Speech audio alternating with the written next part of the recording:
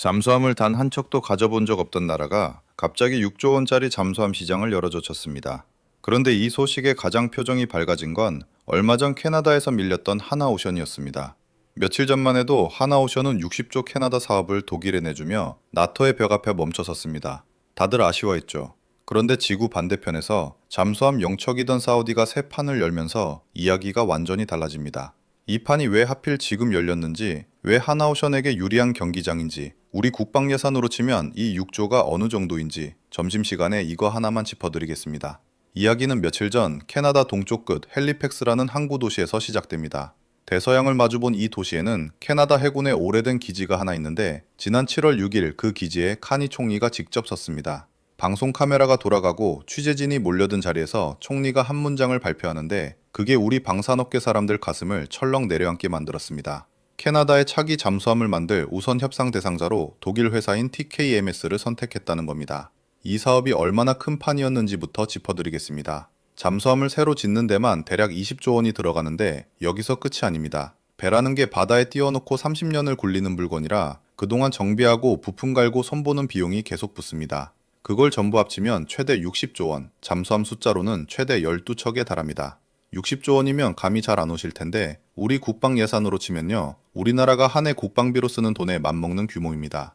나라가 1년 동안 군대에 쏟는 돈 전부를 잠수함 사업 하나에 걸었다고 보시면 됩니다. 캐나다 역사상 이렇게 큰 무기 도입 사업은 없었습니다. 여기에 우리 하나오션이 HD 현대와 손을 잡고 컨소시엄을 꾸려서 뛰어들었습니다. 결과부터 말씀드리면 우리는 차순위, 그러니까 예비 후보로 밀렸습니다. 완전히 문이 닫힌 건 아닙니다. 앞으로 캐나다와 독일이 벌일 협상이 틀어지면 그때 우리에게 다시 기회가 넘어오는 자리는 남겨뒀습니다. 하지만 지금 이 순간 협상 테이블 첫 자리에 앉은 건 우리가 아니라 독일이라는 게 냉정한 현실이었습니다. 가장 씁쓸한 건 우리가 진 이유입니다. 성능이 모자라서 밀린 게 아니었거든요. 하나오션이 들고 간 배는 장보고산 배치2라는 우리 손으로 설계하고 만든 잠수함입니다. 실력만 놓고 보면 독일과 붙어볼만 했습니다. 그런데 하나오션이 공식적으로 밝힌 탈락 사유가 딱 한마디였습니다. 나토 동맹의 벽. 카니 총리도 선정 이유로 이걸 콕 집어 말했는데 이른바 나토 상호 운용성이라는 겁니다. 말은 어렵지만 뜻은 간단합니다. 같은 동맹끼리는 잠수함 통신도 척척 연결되고 전술 정보도 바로바로 오가야 하는데 그게 되느냐 마느냐입니다. 쉽게 말씀드리면 이렇습니다. 아무리 좋은 전자제품을 만들어도 콘센트 규격이 다르면 그 집에서 못 씁니다. 나토 회원국끼리는 애초에 같은 규격 콘센트를 쓰도록 맞춰놓고 함께 훈련하는데 우리는 그 동맹의 회원이 아니다 보니 규격을 맞추는 데서 출발선이 달랐던 겁니다. 실력의 문제가 아니라 어느 클럽에 속해 있느냐, 그러니까 자격증 하나가 없어서 밀린 셈입니다. 카니 총리가 독일을 고른 이유는 이 나토 규격 말고도 몇 가지가 더 있었습니다. 크게 4가지 카드를 독일이 들고 왔는데 하나씩 풀어드리겠습니다. 첫째, 독일 배는 노르웨이와 함께 설계해서 북극처럼 추운 바다에 최적화돼 있었습니다. 캐나다는 북극해까지 접한 나라니까 이게 딱 맞았습니다. 둘째가 방금 말씀드린 나토 규격, 즉 동맹끼리 바로 손발을 맞출 수 있다는 점이었습니다. 셋째, 독일은 자기네가 먼저 받기로 했던 물량 일부를 캐나다에 양보해서 첫 배를 2034년에 넘겨주겠다고 납기를 앞당겼습니다. 급한 캐나다 입장에선 이만한 유혹이 없었습니다. 넷째, 계약금 전부를 캐나다 안에 일자리와 공장, 연구개발로 되돌려주겠다는 재투자 약속까지 얹었습니다. 배도 잘 만들고 조건도 후하게 부른 겁니다. 정리하면 우리는 실력이 부족해서 떨어진 게 아니라 지도 위에서 어느 편에 서 있느냐, 그 소속 하나로 밀린 겁니다. 이게 방산 시장의 냉정한 얼굴입니다. 좋은 물건을 만드는 것과 그 물건을 팔 자격을 인정받는 건 전혀 다른 문제라는 거죠. 발표 소식이 우리 시간으로 전해진 다음 날 하나오션 주가는 눈에 띄게 떨어졌습니다. 주가가 떨어졌다는 건 단순히 회사 하나 이야기가 아닙니다. 이런 방산회사 주식은 국민연금 같은 큰 기관이 나눠들고 있는 경우가 많아서 결국 우리 노후 계좌하고도 실처럼 연결돼 있거든요. 60조짜리 대형 사업 하나가 손에서 미끄러졌으니 시장이 놀란 겁니다. 뉴스를 보던 많은 분들이 비슷한 생각을 하셨을 겁니다. 역시 우리는 아무리 잘 만들어도 나토 벽에 막히는구나 하는 씁쓸함이요. 우리 세대가 맨손으로 키워온 조선과 방산이 세계 무대에서 이만큼 컸는데도 마지막 문턱에서 동맹이라는 벽에 막혀 돌아서는 그 기분, 착잡할 수밖에 없었습니다. 그런데 말입니다. 이 아쉬움을 통째로 뒤집는 소식이 그것도 지구 정반대편에서 갑자기 터져 나왔습니다. 캐나다에서 자격증 하나 없어서 밀렸다는 그 씁쓸함 잠깐 접어두셔도 됩니다. 바로 그 순간 지구 반대편에서는 완전히 다른 무대가 막 열리고 있었거든요. 그런데 그 무대의 주인공이 좀 뜻밖입니다. 잠수함이라고는 단 한 척도, 정말 태어나서 한 번도 가져본 적이 없는 나라, 바로 사우디아라비아입니다. 생각해보면 좀 이상하죠? 사우디는 중동에서도 손꼽히는 부자 나라입니다. 돈이 없어서 못 산 게 아니에요. 이란도, 이스라엘도, 이집트도, 심지어 알제리까지 잠수함을 굴리는데 사우디만 유독 없었습니다. 이유는 단순했습니다. 사우디가 지키는 바다가 좁은 편이라 굳이 물속 깊이 숨어 다니는 잠수함까지는 필요 없다고 봤던 겁니다. 물에 발 한 번 담글 생각을 안 했던 거죠. 그런데 그 나라가 갑자기 마음을 바꿨습니다. 해군을 대대적으로 키우겠다는 SNEP2라는 확장 계획을 통해 3,000톤급 디젤 잠수함을 최대 4척에서 6척까지 새로 갖추겠다고 나선 겁니다. 이게 얼마나 큰 결단인지 한번 곱씹어 보셔야 합니다. 잠수함이라는 건 배 한 척 사서 물에 띄운다고 끝이 아닙니다. 조종할 승조원을 처음부터 길러내야 하고 정비할 기지와 항구를 새로 지어야 하고 물속 작전을 짤 줄 아는 사람들을 아예 밑바닥부터 키워야 합니다. 물에 한 번도 안 담가본 사람이 어느 날 갑자기 잠수함 함대를 통째로 만들겠다고 선언한 셈이죠. 맨 땅에서 새 나라 하나를 세우는 것에 가까운 이야기입니다. 그만큼 사우디가 이번엔 정말 독하게 마음먹었다는 뜻이기도 하고요. 규모는 업계와 증권가에서 대략 6조 원 안팎으로 보고 있습니다. 여기서 이런 생각 드실 겁니다. 캐나다가 60조였는데 6조면 그 10분의 1밖에 안 되잖아. 규모가 확 작아진 거 아니야? 숫자만 놓고 보면 맞는 말씀입니다. 그런데 이 6조라는 숫자, 액면 그대로 보시면 안 됩니다. 이건 잠수함 몇 척을 만들어 넘겨주는 값만 계산한 겁니다. 사우디가 원하는 건 배 몇 척이 아니라 잠수함을 스스로 만들 줄 아는 나라가 되는 거예요. 그래서 기술을 통째로 넘겨받고 자기 땅에 공장을 세워 현지에서 생산하고 항구에 기지를 짓고 앞으로 30년, 40년 동안 정비하고 관리하는 것까지 전부 세트로 원합니다. 배만 파는 게 아니라 공장이며 학교며 정비소까지 함께 딸려가는 거죠. 이 뒤에 붙는 긴 꼬리들까지 다 합치면 6조는 시작 숫자에 가깝습니다. 얼마든지 더 커질 수 있는 판이라는 뜻이죠. 그럼 6조가 우리한테 얼마나 큰 돈일까요? 우리 국방 예산으로 한번 쳐볼까요? 우리나라가 1년에 국방에 쓰는 돈이 60조 원이 넘습니다. 그러니까 사우디 잠수함 사업 하나가 우리 국방 예산의 10분의 1쯤 되는 겁니다. 나라 전체가 1년 동안 군대에 쓰는 돈, 그 어마어마한 돈의 10분의 1이 잠수함 사업 하나에서 나온다는 얘기예요. 여기다 아까 말씀드린 30년, 40년짜리 긴 꼬리까지 붙으면 이 사업 하나가 국방 예산의 10분의 1을 훌쩍 넘어 계속 돈을 물어다주는 셈이 됩니다. 이쯤 되면 이게 결코 작은 판이 아니라는 게 손에 잡히실 겁니다. 자, 그럼 진짜 궁금한 건 이겁니다. 수십 년 동안 잠수함 필요 없다던 나라가 왜 하필 지금 갑자기 마음을 바꿨을까요? 여기엔 이유가 있습니다. 그것도 하나가 아니라 겹겹이 쌓인 이유들이요. 첫 번째는 홍해입니다. 사우디 바로 옆 예멘에서 오랜 내전이 이어지면서 이 일대 바닷길이 위험천만한 화약고가 됐습니다. 홍해는 아시다시피 세계의 배들이 쉴 새 없이 오가는 핵심 물길입니다. 그 물길이 봉쇄되고 흔들리는 상황을 사우디는 남의 일이 아니라 바로 자기 코앞에서 매일 지켜보고 있는 겁니다. 우리 집 앞 큰 길이 매일 막히고 사고가 터지는데 가만히 손 놓고 있을 수 없는 것과 똑같죠. 두 번째는 물속에서 소리 없이 다가오는 새로운 위협입니다. 예멘의 후티 세력이 물밑으로 몰래 접근해 터지는 수중 드론까지 동원하기 시작했습니다. 눈에 보이는 배나 미사일이 아니라 물속 어딘가에서 조용히 다가와 터지는 적이 생긴 겁니다. 이런 위협은 물 위만 지켜봐서는 절대 막을 수가 없습니다. 물밑을 들여다볼 수 있는 눈, 그러니까 잠수함이 있어야만 겨우 상대가 되는 싸움인 거죠. 세 번째는 이란입니다. 사우디의 오랜 라이벌인 이란이 잠수함 전력을 꾸준히 키우고 있습니다. 물속에 숨어 다니는 이란의 잠수함을 물 위에 떠 있는 배만으로는 도저히 다 막을 수가 없다는 걸 사우디가 뼈저리게 느낀 겁니다. 물 위의 적은 눈에 보이니 잡지만 물 밑에 숨은 적은 어디 있는지조차 모르니까요. 결국 이 세 가지, 코앞이 흔들리는 홍해, 물속에서 다가오는 드론, 그리고 잠수함을 키우는 이란이 한꺼번에 몰려오면서 수십 년 동안 잠수함 없이 버티던 사우디도 더는 물 위만 지키고 있을 수 없게 된 겁니다. 여기에 하나가 더 있습니다. 사우디가 2016년에 내건 비전 2030이라는 국가 목표입니다. 핵심은 이겁니다. 2030년까지 국방에 쓰는 돈의 절반 이상을 자기 나라 안에서 만들어 쓰겠다. 지금까지는 무기를 그냥 남한테 사다 썼다면 이제는 자기 땅에서 직접 만들어 자립하겠다는 거예요. 바로 이 목표가 사우디를 기술 이전에 목매게 만듭니다. 완제품 잠수함을 아무리 싸게 많이 사와봐야 자기 손으로 만들 줄 모르면 절반 이상 현지 생산이라는 목표는 영영 못 채우니까요. 그래서 사우디는 이번 사업에서 배값보다도 기술을 얼마나 넘겨주느냐를 더 따집니다. 완성된 배 몇 척이 아니라 그 배를 자기 손으로 찍어낼 능력까지 통째로 원하는 겁니다. 이게 나중에 어느 나라가 이 판을 가져가느냐를 가르는 진짜 열쇠가 됩니다. 이렇게 6조짜리 새 판이 열리자 세계 잠수함 강자들이 눈에 불을 켜고 달려들었습니다. 이 경기장에 뛰어든 선수가 셋입니다. 먼저 우리 하나오션이 장보고3 배치2라는 최신 잠수함을 들고 나섰습니다. 여기에 독일의 TKMS가 도전장을 냈습니다. 그리고 프랑스의 나발그룹까지 가세했죠. 그런데 여기서 이름들 어디서 많이 보시지 않았나요? 독일 TKMS, 맞습니다.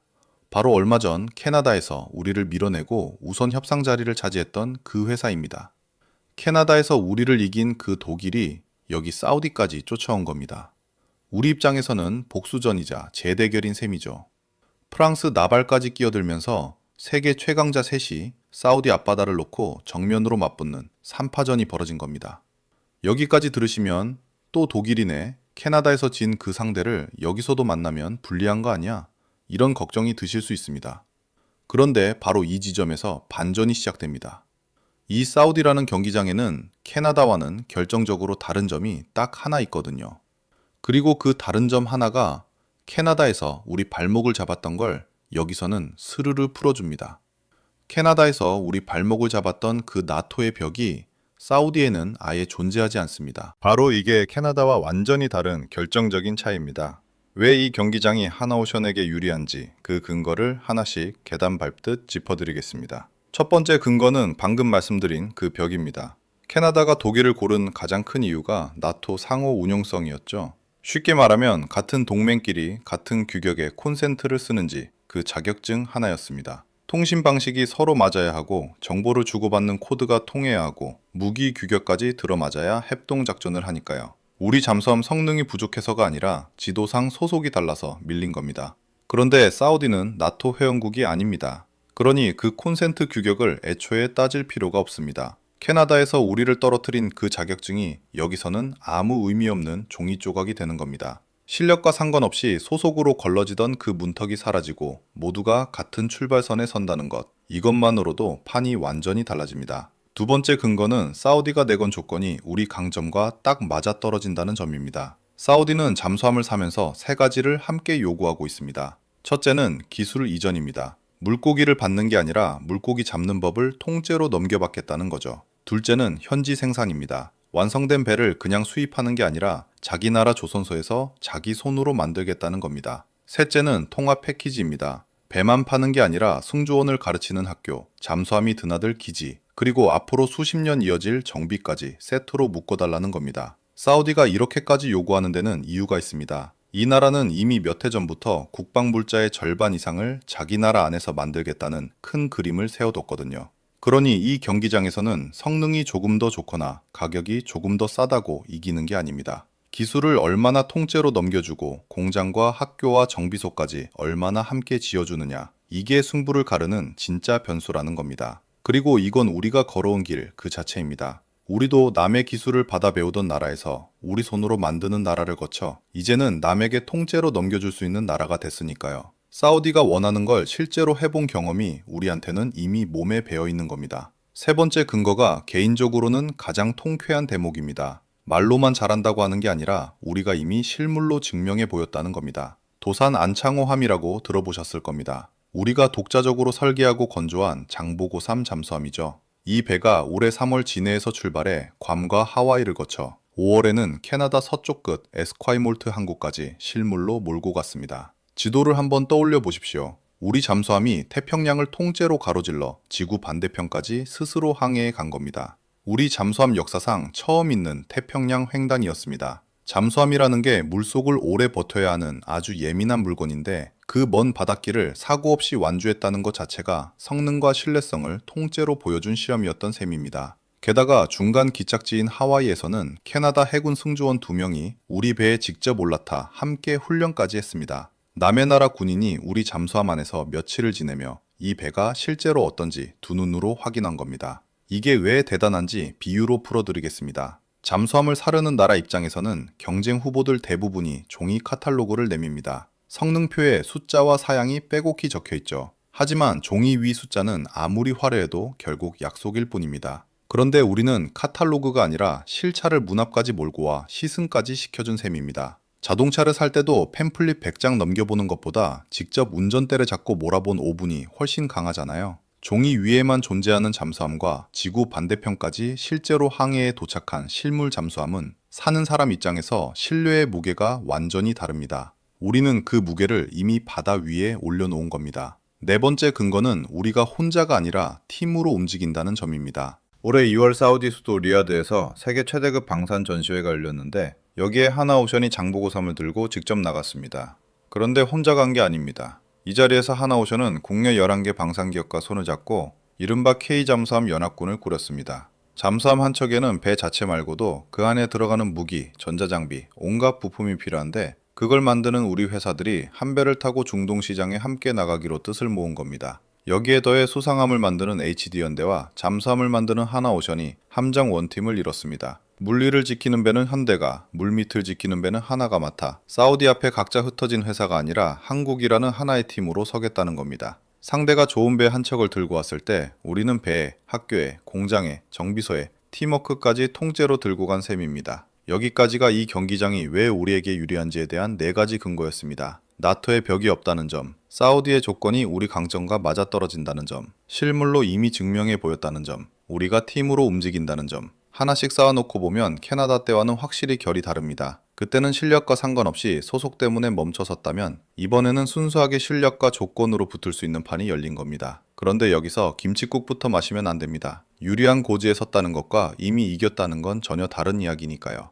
지금까지 말씀드린 건 어디까지나 우리에게 유리한 조건들이지 사우디가 우리를 골랐다는 확정된 소식은 아직 어디에도 없습니다. 이 좋은 경기장에 우리만 들어와 있는 게 아니거든요. 캐나다에서 우리를 이겼던 독일도 그리고 프랑스도 똑같이 이 판에 따라 들어와 있습니다. 그럼 이건 다 이긴 게임일까요? 냉정하게 절대 아닙니다. 여기서 잠깐 마음속에서 이런 목소리가 올라올 수 있습니다. 캐나다는 나토 벽 때문에 밀린 거고 사우디는 그 벽이 없으니까 이번엔 우리가 이기겠지? 기분 좋은 생각이죠. 그런데 딱 이 지점에서 마음을 다잡아야 합니다. 왜냐하면 사우디 앞바다에는 우리만 배를 대고 있는 게 아니거든요. 캐나다에서 우리를 이겼던 바로 그 독일, TKMMS가 사우디전에도 그대로 따라옵니다. 프랑스 나발그룹도 마찬가지고요. 캐나다에서 벌어졌던 한국과 독일의 라이벌전이 무대만 바꿔서 사우디에서 2라운드로 다시 붙는 셈입니다. 상대는 방금 캐나다라는 대형 사업을 하나 따낸 기세까지 등에 업고 왔습니다. 벽이 사라졌다고 해서 상대까지 사라진 건 결코 아니라는 뜻이죠. 그래서 이 대목에서는 통쾌한 이야기 대신 냉정한 교훈 3가지를 짚어드리려고 합니다. 첫 번째, 캐나다에서 우리가 밀린 진짜 이유를 다시 봐야 합니다. 우리는 흔히 나토 벽 때문에 졌다고만 정리하고 넘어갔죠. 물론 그 벽이 컸습니다. 하지만 그게 전부는 아니었을 수 있습니다. 독일은 계약금 100%를 캐나다에 그대로 되돌려 투자하겠다고 제안했습니다. 일자리 만들고 공장 세우고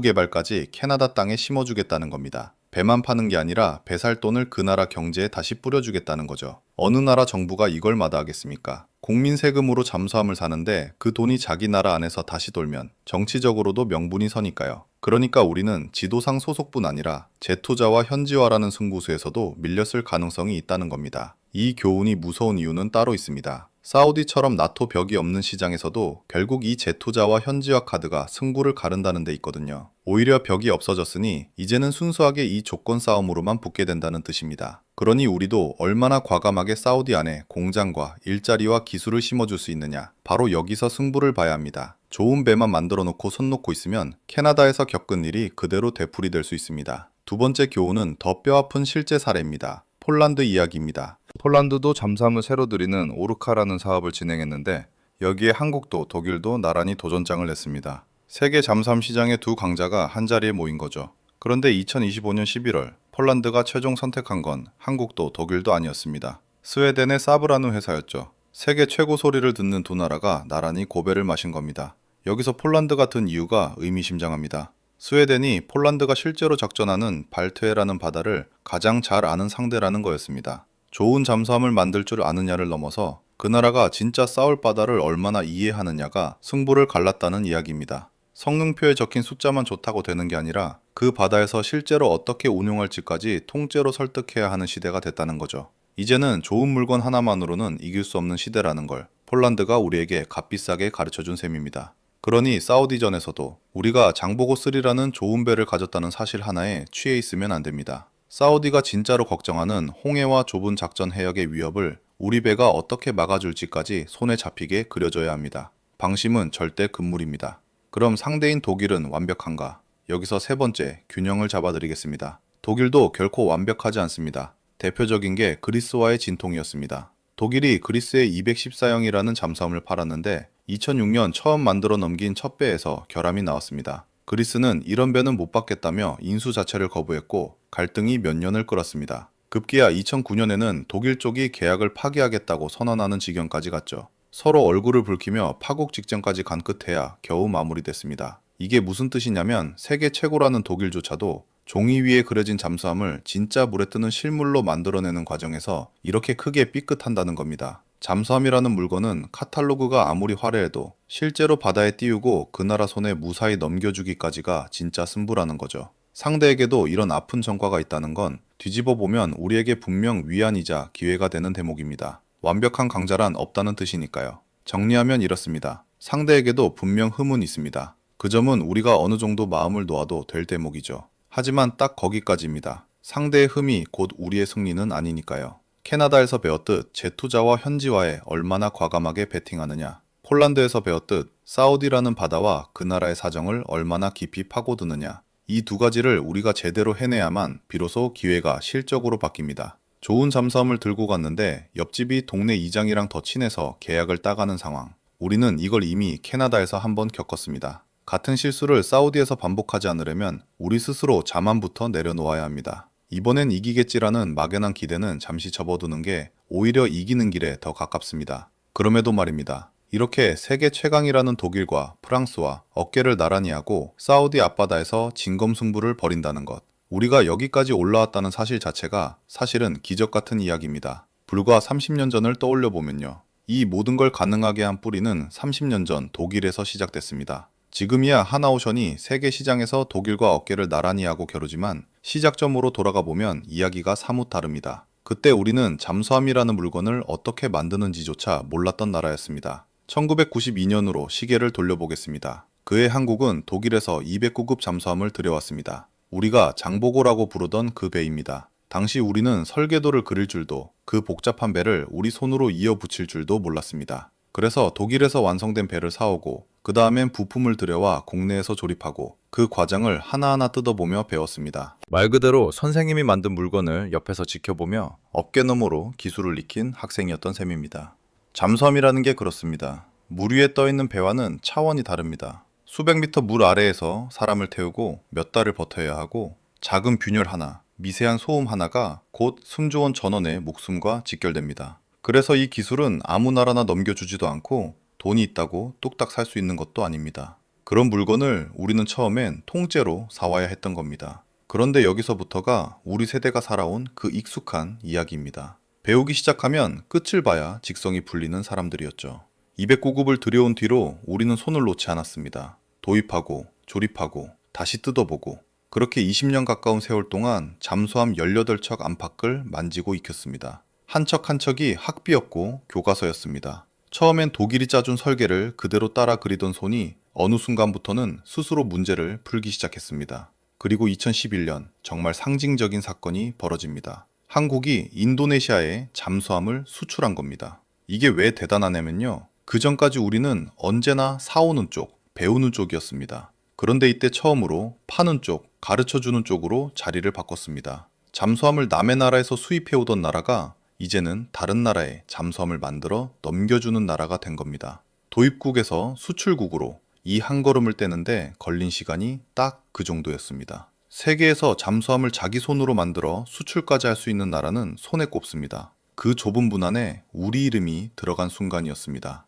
여기서 멈췄다면 그저 잘 배운 학생 정도로 끝났을 겁니다. 하지만 진짜 반전은 그 다음입니다. 한국은 남이 그려준 설계도를 잘 따라 만드는 수준을 넘어 아예 처음부터 끝까지 우리 손으로 설계하고 우리 조선소에서 건조하는 잠수함을 내놓습니다. 바로 장보고 3입니다. 앞에서 계속 이야기해온 그 배, 지구 반대편 캐나다까지 실물을 몰고 갔던 그 배, 지금 사우디 시장에서 독일과 프랑스를 상대로 겨루고 있는 그 배 말입니다. 남의 이름을 빌린 배가 아니라 이름부터 뼈대까지 온전히 우리 것인 배입니다. 한번 정리해 보겠습니다. 1992년 독일 배를 사와서 뜯어보며 배우던 학생. 그로부터 30여 년이 지난 지금 그 학생은 자기가 배웠던 바로 그 선생님과 세계 시장 한복판에서 정면으로 맞붙고 있습니다. 캐나다에서도 독일 TKMS와 붙었고 지금 사우디에서도 그 독일과 나란히 후보에 올라 겨루고 있습니다. 제자가 스승의 가게 바로 옆에 같은 간판을 걸고